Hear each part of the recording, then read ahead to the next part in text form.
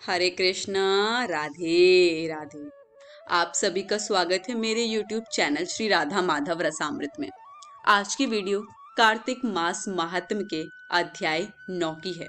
पिछले अध्याय में हमने कार्तिक व्रत के पूर्ण होने पर उद्यापन विधि को जाना था। आज की कथा को आगे बढ़ाते हैं। सबसे पहले हम वंदना करेंगे गणपति महाराज की। विघ्न कटे संकट मिटे, मंगल हो हर काज, बाधाएं सब दूर कर, हे गणपति महाराज। बोलो गणपति महाराज की जय। गुरु वंदना करते हैं। क्या गंगा क्या गोमती, बदरी गया पिराग, सतगुर में सब ही आया, रहे चरण लिव लाग। बोलो गुरु महाराज की जय। कथा प्रारंभ करते हैं। पृथु बोले, हे मुनीश्वर, आपने जो अभी कार्तिक के व्रत में तुलसी की जड़ में विष्णु भगवान का पूजन कहा है, इसलिए मैं तुलसी के महात्म को पूछना चाहता हूँ। वह भगवान को इतनी प्यारी कैसे हुई? हे नारद, वह कहाँ और कैसे उत्पन्न हुई? तुम सर्वज्ञ हो, यह सब मुझे भी बतलाइए। नारद जी बोले, प्राचीन काल में एक बार इंद्र अप्सराओं और देवताओं के साथ शिव के दर्शन के लिए कैलाश पर गए। वहां इंद्र ने भीमकर्मा नामक भयंकर एक आंख वाला एक पुरुष देखा।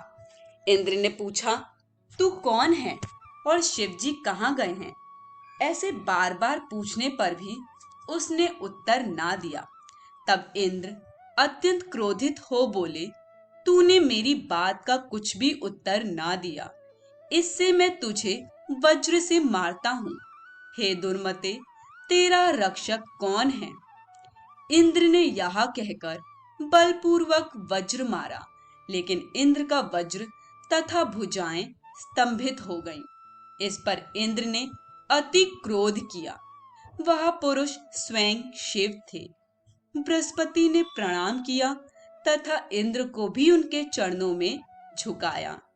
वे अति करुणा भरे शब्दों में रुद्र की स्तुति करने लगे।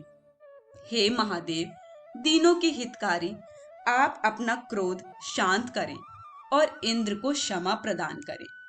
यह सुन शंकर जी बोले, तुम्हारे वचन सुनकर प्रसन्न हुआ, लेकिन अपने नेत्रों से निकलती हुई क्रोधाग्नि को किस प्रकार शांत करूं?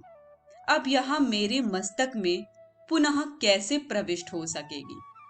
बृहस्पति बोले, हे दयालु, आप अपने नेत्रों की इस तेजोग्नि को कहीं अन्यत्र स्थापित कर दें और इंद्र का उद्धार करें।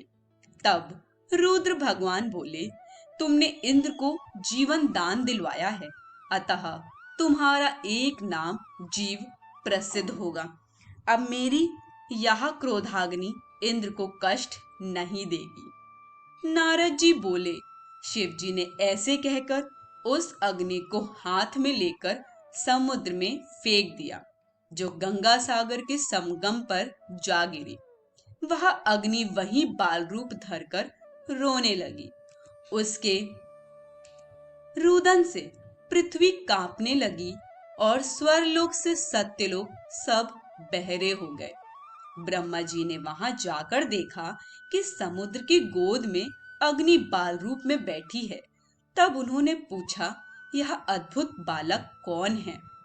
उनके वचन सुन समुद्र ने हाथ जोड़े और प्रणाम कर वह बालक उनकी गोद में दे दिया और कहा, हे ब्रह्मन, गंगा सागर के संगम में मेरा यह पुत्र उत्पन्न हुआ है।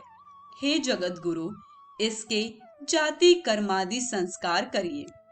नारद जी बोले, यह बात हो रही थी कि उस बालक ने ब्रह्मा जी की दाढ़ी पकड़ ली और उनको बार बार हिलाने लगा, जिससे ब्रह्मा के नेत्रों से आंसू गिरने लगे।